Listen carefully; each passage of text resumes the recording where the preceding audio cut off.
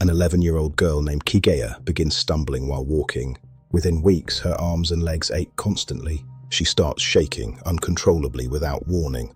And then comes the symptom that would later give this disease its haunting nickname: sudden, inappropriate, uncontrollable laughter, with nothing behind it but a failing brain. Within a year, she was dead. So were hundreds of others in her community, dying in exactly the same way, in exactly the same order of symptoms. This is Kuru, one of the strangest and most devastating diseases ever documented in modern medicine. It killed without a known cause for decades. And when scientists finally identified what was happening, the answer reshaped our entire understanding of how diseases can spread. Picture a remote mountain village in the eastern highlands of Papua New Guinea in the 1950s. Dense forest stretching in every direction, smoke rising from cooking fires, a community of the Fore people living largely isolated from the outside world. Inside one of the huts, a woman trembles uncontrollably, unable to stand. Her family sits with her, frightened, having already watched relatives die from the exact same illness.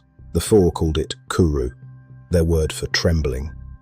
By the time outside researchers arrived to investigate, the disease was killing as much as 2% of the entire tribe every single year. In a population of roughly 20,000 people, that meant hundreds of deaths annually, year after year, with no known cause. In 1957, a physician named Dr. Carlton Gajdusek arrived in the region after being introduced to the mystery illness by a district medical officer named Vincent Zigas. What Gajdusek documented was unlike anything previously recorded in medical literature: a progressive neurological disease, always fatal, always following the same pattern: tremors, loss of coordination, emotional instability, and finally, the disturbing bursts of laughter that gave the disease its grim popular name, the Laughing Death. From first tremor to death typically took less than a year. Gajdusek divided the disease's progression into distinct, clinically observable stages. In the earliest stage, patients experienced subtle unsteadiness, a slight tremor, difficulty maintaining balance while standing still, sometimes mistaken at first for simple clumsiness or fatigue. As the disease advanced into its second stage, patients could no longer walk without support, their coordination deteriorating to the point where even sitting upright required assistance. By the final stage, patients were completely unable to stand, often unable to speak clearly, and increasingly prone to the involuntary emotional outbursts, including the uncontrollable laughter, that had given the disease its haunting nickname among outside observers. Throughout every stage, patients remained fully mentally aware of what was happening to them, watching their own bodies fail in real time, fully conscious until the disease's final progression into coma and death. A close shot of hands attempting to hold a cup steady, trembling too severely to manage it, the cup eventually set down, untouched. What made Kuru especially baffling to outside researchers was its pattern of who it affected. The disease struck women and children far more often than adult men, a detail that would later prove to be the single most important clue in solving the entire mystery. The Fore had a long-standing funerary practice. When a loved one died, the community would consume the body as part of the burial ritual, an act they believed honored the dead and helped free their spirit. Women and children, by cultural custom, were typically responsible for preparing and consuming certain tissues, including brain tissue, the part of the body now known to carry the highest concentration of the infectious agent causing Kuru. This single cultural detail explained the demographic pattern that had puzzled researchers for years. The disease wasn't selecting victims based on genetics or environment. It was being directly transmitted through an act of grief, performed out of love and respect for the dead, that was inadvertently passing a fatal illness from one generation to the next. A dim, simple room, lit by a single lamp. An anthropologist sits across from a Fore elder, notebook open, listening carefully as the elder describes a ritual that, until this conversation, the outside world had never connected to the deaths surrounding them. What Gajdusek and his colleagues eventually proved, through years of painstaking research and transmission experiments using chimpanzees, was that Kuru was caused by an entirely new kind of infectious agent, one with no DNA, no RNA, nothing resembling a conventional virus or bacteria at all.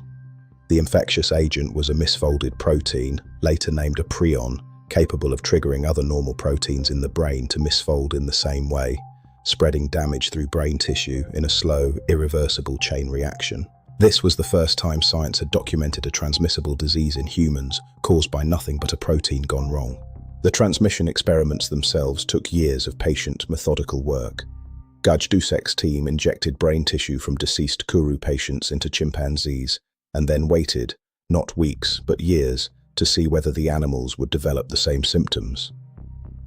When they finally did, after an incubation period stretching past 18 months in some cases, it confirmed something genuinely unprecedented, a disease that could remain completely silent and undetectable inside a living body for years before announcing itself with total certainty and total inevitability. That same extraordinarily long incubation period is also what made Kuru so difficult to contain even after its cause was understood.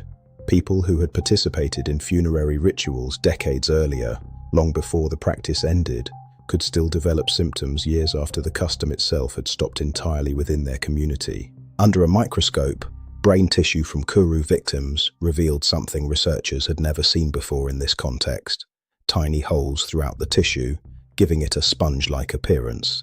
This spongy degeneration placed Kuru in a category of diseases now known as transmissible spongiform encephalopathies, a family that includes other prion diseases such as Creutzfeldt-Jakob disease and, as covered in a previous Dark Diagnosis Files investigation, fatal familial insomnia.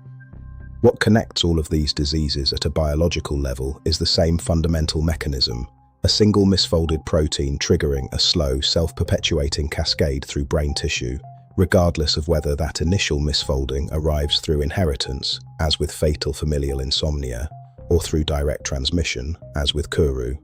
Studying one of these diseases consistently advances scientific understanding of the others, since the underlying protein behavior remains remarkably consistent across every documented case.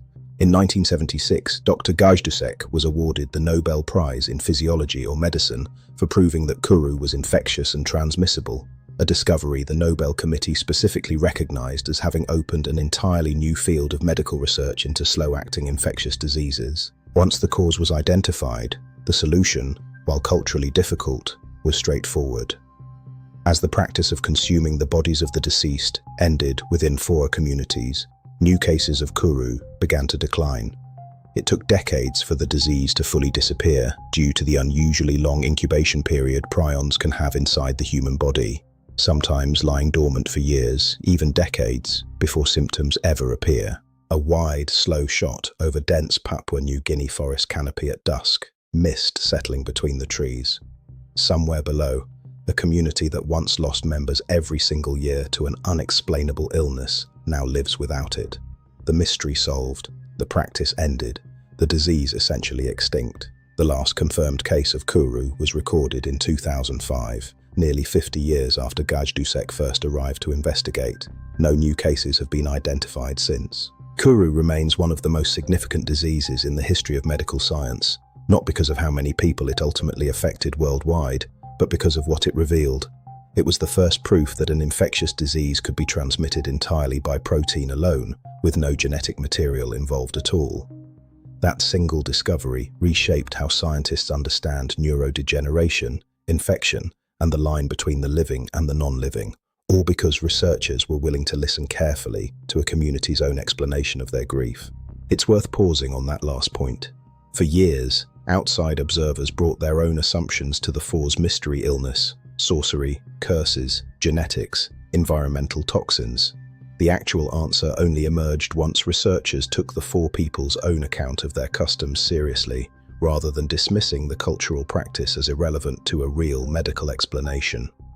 The science that ultimately solved Kuru depended entirely on respecting the testimony of the very community living through it.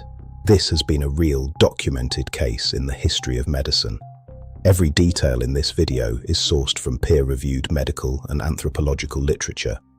Dark Diagnosis Files investigates the cases medicine still struggles to explain. Every Thursday and every Sunday, real, documented, told with the gravity they deserve. New cases every Thursday and Sunday. Subscribe. Your body is stranger than you think. The Fore people are still here. The disease that once took so many of them is not.